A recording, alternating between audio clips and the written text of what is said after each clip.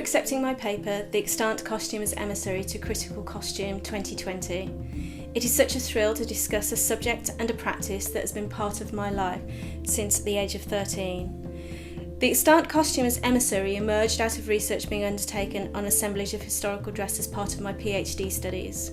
The research is investigating 5 objects from the assemblage, uncovered in 2012 in a cupboard at the School of Fashion and Textiles at Birmingham City University. Through the studies, one object, the pink dress, accession number 2012-2109, emerged as a catalyst for the theories outlined here. Adopting and adapting Peter Corn's use of the term the object as emissary from his text Why We Make Things and Why It Matters, The Education of a Craftsman 2013, my research is replacing Corn's object with costume. Examined alongside Aoife Monk's avowal of the porous relations between the actor, the costume and the audience in her text An Actor in Costume 2010, I am proposing that the agency of which Monks highlights in her introduction and of which Corn argues in his text is also evident between makers of extant costume revived from the costume store. Quote, like other craft work at the theatre, making costumes gains an autonomy that produces its own texts and forms of knowledge that remain contained within the interaction among the communities of workers that produce the costumes, not necessarily serving other forms of work at the theatre. McLaurin and Monks, 2015. As a theatre costume practitioner of more than 17 years, a lecturer in costume, and now an early researcher, the unseen and often underrepresented practices of costuming within the Academy is reiterated in Donatella Barbieri's significant text, Costume in Performance, Materiality, Culture and the Body.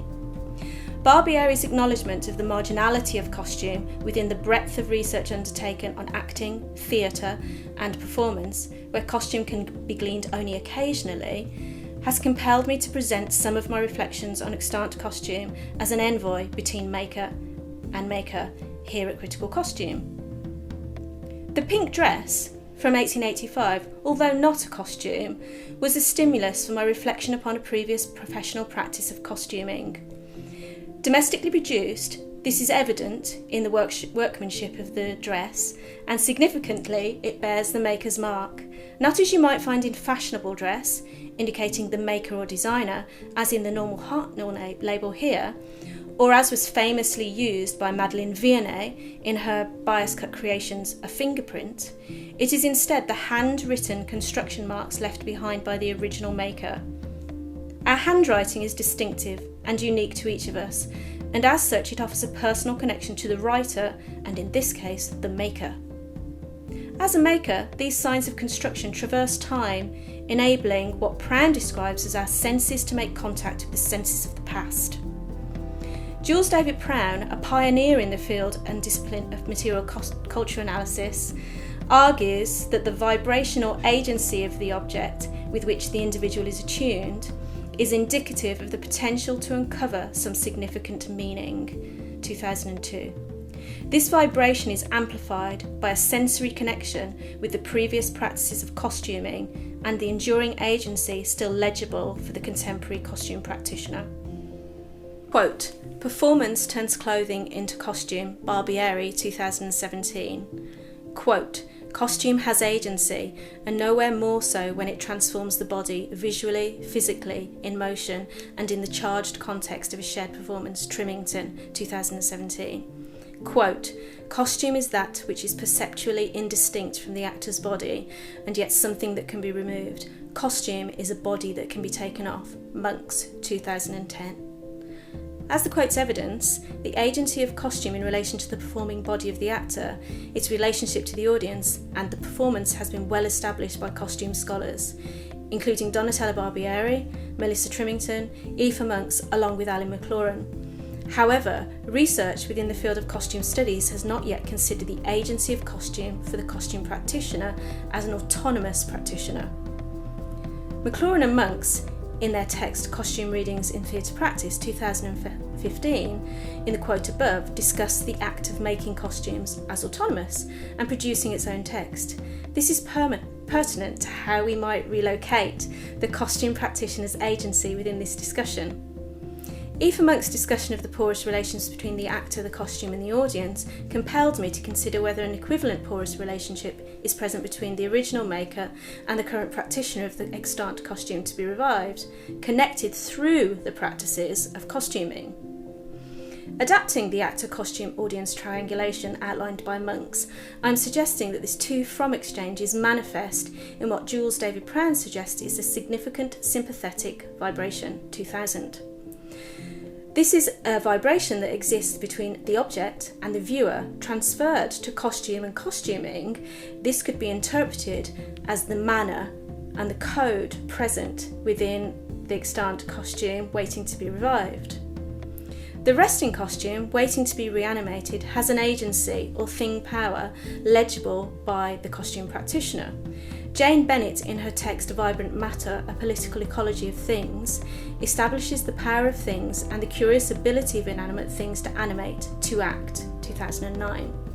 I am not proposing within this paper that costume is animate, but instead that it is resting, waiting to be reanimated by the practitioner. Janet Hoskins, arguing for the deserving attention of material objects, maintains in her chapter, Agency, Biography and Objects, that the art object is enchanted and has a magical quality to it, 2006. She references Alfred Gill's claim of the absence of making with any discussion of the art object, and is pertinent to this discussion, and it further evidences the agency of the costumer as the originator and the person who gave existence to the costume. Returning to McLaurin and Monk's reframing of the textual presence within costume and costuming, the extant costume could be considered as an act of reauthoring.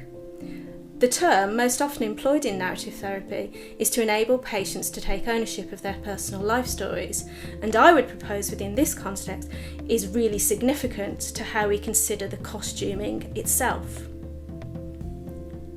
Highlighting the life force or manner present in objects, Peter Corn in his text argues that the manner resides in the object itself and that this is made material to the respondent because it is coded into the object by the maker, 2013.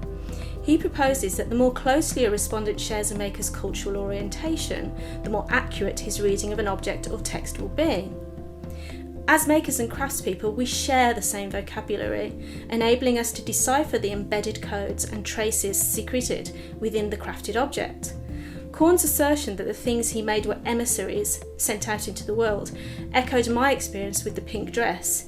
Its code legible because of my practice as a maker. Transferred to costume, this code is read through the act of renovation in the case of the extant costume. The reauthoring requires that we work seamlessly and invisibly with the previous maker's practitioners, but through their maker's marks. Pertinent to this phenomenon is recent research undertaken by Hilary Davidson on the emergence of the embodied turn in her papers. The embodied turn, making and remaking as an academic practice, 2019, and reconstructing Jane Austen's Silk Pelisse, 1812 to 1814. Davidson highlights the value of making as a research method, as an embodied practice, and as a device to inform research.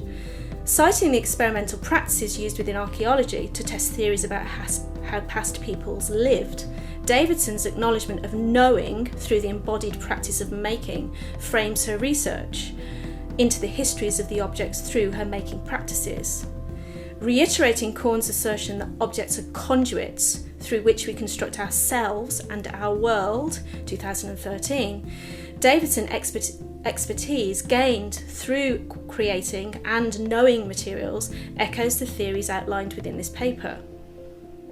The pink dress and its marks offered me a specific insight through my practice into the stories of the dress being investigated. The marks connected me to the maker of the dress, and as such, the dress was an emissary for them. The construction methods evidenced echoed practices taught to me in my training and were now shared by me to a community of costume practitioners within my teaching. This handing down of these practices was an evocative reminder of the longevity of a craft still legible today within a community of makers. Costume practitioners work within a community of practice.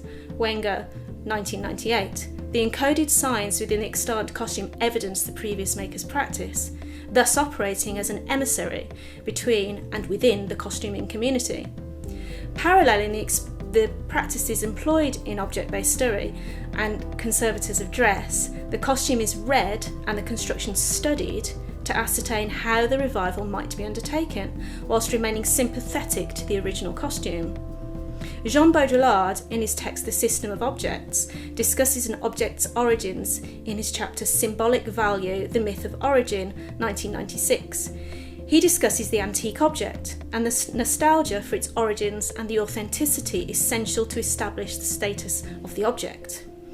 Baudrillard offers a quote below when reviewing the handmade object, establishing the fascination derived from an object having passed through the hands of someone, the marks of whose labour are still inscribed thereupon.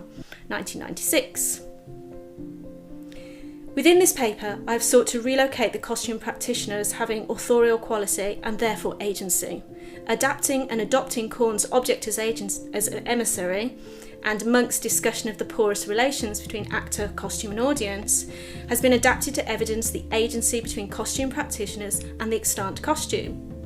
Unlike Davidson, costume practitioners are engaged in the practice of resurrection of the extant costume for the stage, and not as a device to reveal the object's histories to inform the research of the object. However, the parallels are manifest through the highlighted embodied codes and practices legible within the extant costume, and as such are a communicative device between practitioners, their agency discernible through the making practices employed. Thank you for listening to my presentation on agency, porous relations and the costume as emissary. I really look forward to your thoughts and contributions to extend the conversation within the working groups.